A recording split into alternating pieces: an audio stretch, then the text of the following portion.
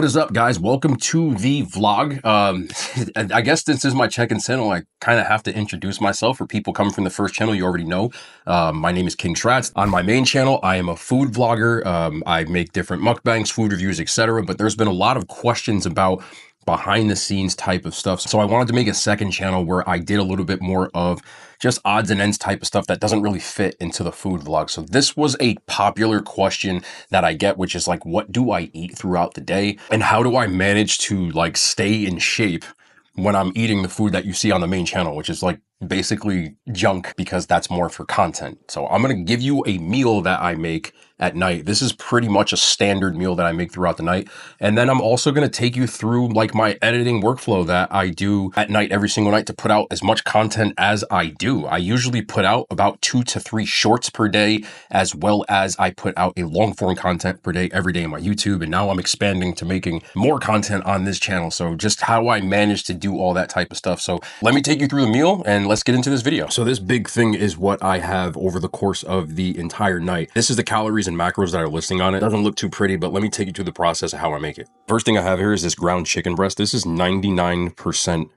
ground chicken. So it has 110 calories per serving, 23 grams of protein, and there's a pound in here. So it's about 100 grams of protein in here. I get a lot of protein out of this. A little bit of avocado oil spray, not too much. I just want it to not stick to the pan. Mainly for my seasoning, I use this G-Hughes sugar-free chicken and herb spice rub. It doesn't have a lot of sodium in it either, and it's also obviously doesn't have sugar or any crazy additives, so I will go crazy with this one, and then I'm using some sazon too. I don't use a ton of this one because these are much higher in sodium, but this is a lower sodium variety than like the Goya version, so I tend to use this one. So what you see during the day when I do my eating videos, I don't eat the majority of that food. I said it a million times, but I usually will give that away to different friends and family, let them try it out. There are other people that I know of that can use the food. I don't go into detail about that, but that part is not the majority of my food. Throughout the rest of the day, I don't eat. I don't eat anything.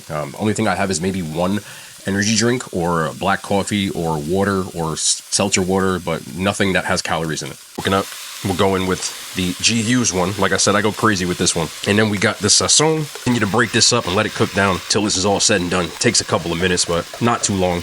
You know, I'm trying to do this for a quick meal. You know, I'm not trying to be a chef here, so I don't really care if it looks too great, but I'm just trying to make sure I get my nutrients, my calories in.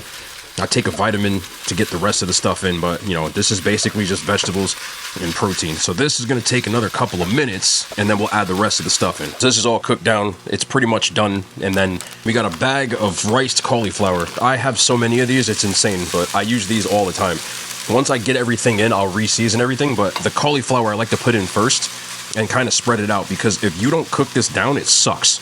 You know, cauliflower rice has horrible texture, but if you cook it down enough to dry it out, it actually will give you the texture and taste of rice. So I will let this chill out while everything else is getting ready. It'll take another like 5 minutes and kind of just turn the heat up and then just let this evaporate out. Also, my favorite new toy that I have is this soda stream. So this is just real simple. This is just filtered water that I keep a bunch of these in the fridge. These are empty CO2 cartridges, but that's what goes in there. You just put that in the back. Now you have this, you just take the top off, you pop this in. Then once it's on there, you just give it about, it says 3 to 5. I always use 5 because I like my soda or my seltzer to be super fizzy. So sometimes I'll just go 6, but I want to make sure I have a ton of bubbles. You'll know when you got it right when it, hear that sound?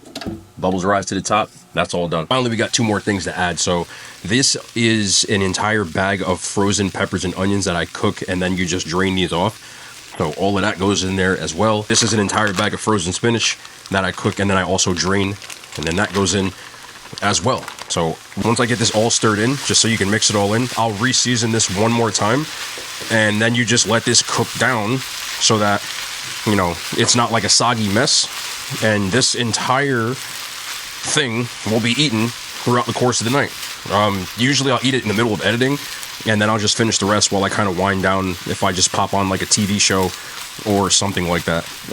I think I'm actually going to rewatch The Last of Us tonight because the new season's coming out, and I was a big fan of the game, and I loved the first season, so I think that'll be an episode tonight as I wind down with the rest of this. But let me let this finish cooking down. That's the finished product. Again, I know that doesn't look like anything crazy. This is literally just like fuel at this point. Sometimes I will add like hot sauce to this or mustard, or I'll do like a like low sugar ketchup, but I think I'm just gonna eat this as is today.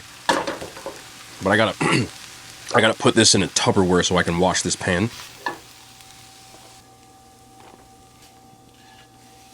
So I got my big Tupperware here. You can see I'm gonna just pick at this while I'm editing. This is my SodaStream. This is actually another bottle. I finished this one earlier. And then this is the full bottle that I have. So I'll show you what it looks like. Again, I know this doesn't look pretty, but this is like legit just fuel. Hot. I like vegetables a lot more than people think. This to me is fire. Again, there's a little bit of seasoning. There's no like crazy condiments, no fat, nothing like that. This mostly is vegetables and a pound of chicken. Actually, it's literally vegetables and a pound of chicken. I'm about to get into my editing workflow. I wanted to show a little bit of that. You can see on my Mac Studio over there, I got something open already. So let me take you through that process. So this is what my normal workflow looks like. This is a Dunkin' Donuts video I just recorded today. Basically, I have to chop this up to make it a video. So it's not that difficult. It's just, you know, I've got it to a point where I record it in a way that I can do it pretty quickly. So, you know, this is a basic look at what you're seeing here. Is some new spring items. So let's try some of these out. First up is this cotton candy donut. And you just want to take the spaces out. You're taking a space out here. The donut. It has filling on the inside. Not quite sure what it is. Didn't read the description. I just noticed in this video, I don't know if you can see this, but I forgot to take my headphone out. So there's my Apple AirPods I was shopping, but it is what it is. We'll just leave it in the video. Normally, I take the chewing out, especially in my shorts. Once I chew it, I kind of just will stop myself here, and then I will chop it so that you just don't see the chewing. I don't really like the sound of myself chewing, so I take it out of shorts. Obviously, in the full-length video, you will not see that part, but I usually don't like Dunkin' Donuts donuts, but this isn't bad at all. It's not as sweet as I thought it would be. And then when I stop to think what I'm about to say, in the full length, I don't take this out, but I take it out in this part. And there's way more filling than donut. Sometimes you get some that are like underfilled severely. So this is chopped down now, finally. It's 1 minute and 3 seconds long. Usually with shorts, you have to make them under a minute, but I will go over a little bit. But I try to make them between 1 minute to 90 seconds on average. But now what we have to do is we have to just color grade this because it's a little too washed. Let's see if I can get in here. I'm trying to make anything too crazy. So what I usually will do on the shorts is just use auto adjust. You can see that just flipped when I click that button right here. See the difference in how the brightness changed up a little bit, but the intensity for me is too high. So I will just do that. And then with this camera, it comes out to be a little overexposed. So I'll just bring the exposure down. I'm not trying to make, you know, the Sistine Chapel over here. You just want it to look presentable. Then finally, I like CapCut because of this. So what I do here is, if you look over here, is a thing that says normalize loudness. So what that will do is it just goes through the entire thing and it will normalize the loudness so that it is all the same level. And that's it. So this short is done. All we're going to do is export this and then we'll make a cover real quick. So this is what you see when you see the thumbnail. You see there's the donut that I'm holding here. I don't do anything else to this. Again, I'm not trying to be super fancy with this stuff. You just want it to be presentable. Then you got your thumbnail and that's all said and done. So you just got to name it. Once you call it Dunkin' Donuts, make sure all the settings are right. I shoot in 60 frames per second because if not, it comes up choppy on YouTube. I will shoot in 60 frames per second on shorts. Sometimes I will do 30. Once this is all, make sure everything is good. You just export this. And Dunkin' Donuts got some new spring items, so let's try some of these out. That's how quick it went to export. If you look on my second monitor, it's already done. It took less than like 20 seconds because I have a Mac Studio that's super powerful. It really makes my workflow easier because I have to do about 3 or 4 more of these. There, I just have to share it and then just airdrop it. That's why I like Mac, because I can just airdrop it right to my phone. My phone will have this ready to go in about 20 seconds. And then that's my first short down. Now I have to do this 3 more times before the night is over. And turn the sound off. So that is the finished product. And I have to do that 3 more times, like I said. Thing I do, this is a NAS server. Obviously, this is just the app that's used on here. So April 2025 is all the shorts I've made for this month so far. And then what I'll have to do is, you see this folder, this Dunkin' folder, I just drop it in here. And then I have it so that I don't have to keep it on my computer. NAS servers are really, really good if you are having a lot of video content. This way it doesn't clutter up your computer. And I can now, once this is completely uploaded, it should be done. 69%, ha ha ha. So that's done already, and that's it. That's the whole workflow. So this one is a little different because this is a long form video. This is the Buffalo Wild Wings I recorded over the weekend, and now I have to turn this 12-minute video into about a 2 or 3 minute short for YouTube, Instagram, etc. So I have to go through this whole thing and I have to chop this up. Basically what I do is I start off, I will just go through it and then try to get the important talking points out, and then out comes a video. So let me take care of this real quick. So now this is chopped up. It is 2 minutes and 31 seconds long. And what I have to do now, because this is shot in the 16 9 version you use for YouTube is now I have to now take this and put it in 9:16 for shorts. And CapCut makes this really easy because I just have to hit this auto reframe button, change the aspect ratio to this. I am not going to lock.